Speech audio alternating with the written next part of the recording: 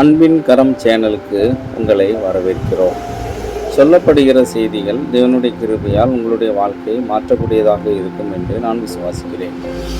விசுவாசிகளாகிய நம் எல்லோரும் தவச நாட்களில் கடந்து கொண்டு கொண்டிருக்கிறோம். இந்த 2வது நாளில் நாம் கடந்து வந்திருக்கிறோம். இந்த நாள் நாம் என்ன தீர்மானம் செய்யலாம்?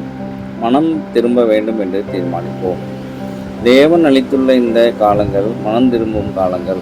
நீங்களும் நானும் மனம் திரும்பும்படியாக இந்த நாளை தந்திருக்கிறார். பவுல் கூறுகிறார், அனுக்கிரக காலத்திலே நான் உனக்கு செவி கொடுத்து இரட்சணிய நாளிலே உனக்கு உதவி செய்தேன் என்று சொல்லியிருக்கிறாரே. இதோ இப்பொழுதே அனுக்கிரக காலம், இப்பொழுதே இரட்சணிய நாள்.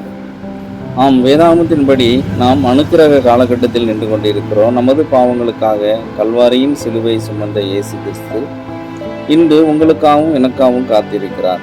அவர் நம்மை தண்டிக்க வரவில்லை, ரட்சிக்கவே வந்தார். சிலுவையில் விரித்த தமது கரம் இன்னும் விரித்தபடியே கிருபையுள்ள நாட்களை நமக்கு தந்து காத்திருக்கிறார்.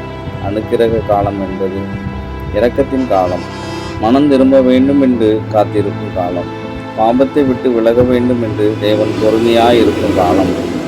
இரட்சணிய நாள் தேவனுடைய மனிதர்களுக்கு அளித்திருக்கும் ஒரு சந்தர்ப்பம். பாவ மன்னிப்பை பெற்றுக்கொள்ளும் நேரம், ரட்சிப்பை பெற்றுக்கொள்ளும் நேரம், மனம் திரும்பி இயேசுவை ஏற்றுக்கொள்ள ஒரு நல்ல சந்தர்ப்பம்.